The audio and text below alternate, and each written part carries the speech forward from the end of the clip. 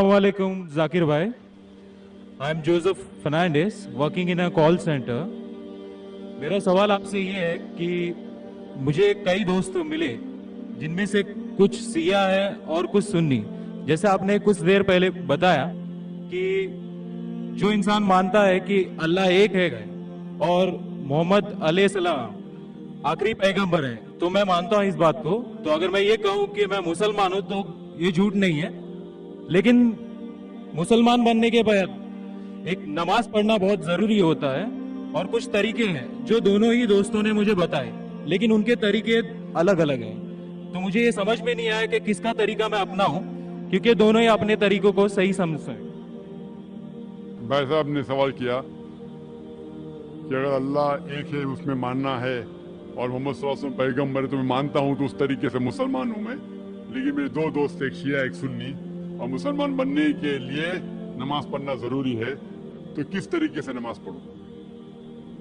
भाई साहब, आप कहते हैं कि अल्लाह एक है, आप मानते हैं कि अल्लाह के पैगंबर मोहम्मद सल्लल्लाहु अलैहि वसल्लम आखिरी पैगंबर है, तो आपने कहा कि किस तरीके से नमाज पढ़ूं? ये शिया सुन्नी जो आपने पूछा, आप जब कुरान पढ़ेंगे, कुरान में ना शिया है ना सुन्नी है. कुरान में ना शिया है ना सुन्नी है. कुरान शरीफ में कहा गया है सूरह इमरान में, सूरह नंबर 3 आयत नंबर 103 में, वातसिमू बिहब्लिल्लाहि जमीअन वला तफरकू, कि आप आपस में इकट्ठा होके अल्लाह की रस्सी को मजबूती से पकड़ो. अल्लाह की रस्सी है कुरान और सही हदीस. तो आप देखिए कुरान में क्या लिखा है और अल्लाह के रसूल के सही हदीस में क्या लिखा है.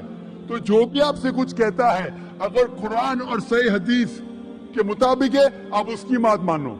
जो जाकिर कहता है वो भी कुछ अहम नहीं इस्लाम में. जाकिर इस्लाम में जीरो है.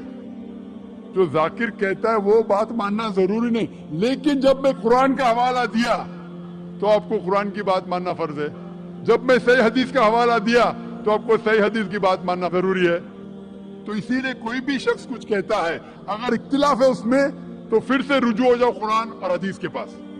क्योंकि कुरान में लिखा है सूरह निसा में, सूरह नंबर 4 आयत नंबर 59 में, वर्स नंबर 59 में, अतिउल्लाह वाति रसूल, अल्लाह की इताअत करो, अल्लाह की बात मानो और अल्लाह के रसूल की बात मानो.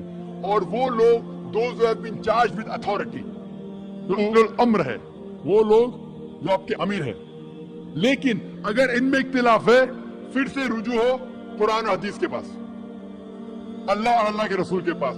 तो अगर दो शख्स, दो आलिम, कोई भी इख्तिलाफ है, आप फिर से मुड़ो अल्लाह और अल्लाह के रसूल के पास, कुरान और सही हदीस के पास. फिर देखो कि कौन सा दोस्त, कौन सा मुस्लिम, कौन सा आलिम, कौन सा मौलाना कुरान और सही हदीस के मुताबिक कह रहा है. अब समझे? तो इससे पता चलेगा कि क्या सही है. आप बोलते हैं कि नमाज पढ़ने के तरीके में इख्तिलाफ है. शुरू में कम से कम जो यकसा है वो तो शुरू करो. इख्तिलाफ वो थोड़ा है, नमाज के तरीके में इख्तिलाफ वो थोड़ा है, तो यकसा है वो तो शुरू करो. अगर आप मुसलमान बनना चाहते हैं तो इतना वक्त क्यों ले रहे? खाली नाम के मुसलमान होना जरूरी नहीं है, वो कोई फायदा नहीं. अमली तौर पे मानो कि अल्लाह एक है, उसकी इबादत करो और आखिरी रसूल मोहम्मद सल्लल्लाहु अलैहि वसल्लम पे ईमान लाओ. और उसके बाद फिर तहकीक करो. आपके दो दोस्त लोग जो बोल रहे कुरान से कौन मैच करता है, सही हदीस से कौन मैच करता है, क्योंकि अल्लाह के रसूल फरमाते, सही बुखारी की हदीस है, उस तरीके से नमाज पढ़ो जिस तरीके से आपने मुझे देखा. तो जो सही हदीस से साबित है, कुरान और सही हदीस से, उस तरीके से नमाज पढ़ो. लेकिन अगर 19-20 फर्क है, कम से कम जो यकसा है वो तो शुरू करो. इख्तिलाफी बातों पे तहकीक करो, इंशाअल्लाह पता लग जाएगा आपको क्या सही है.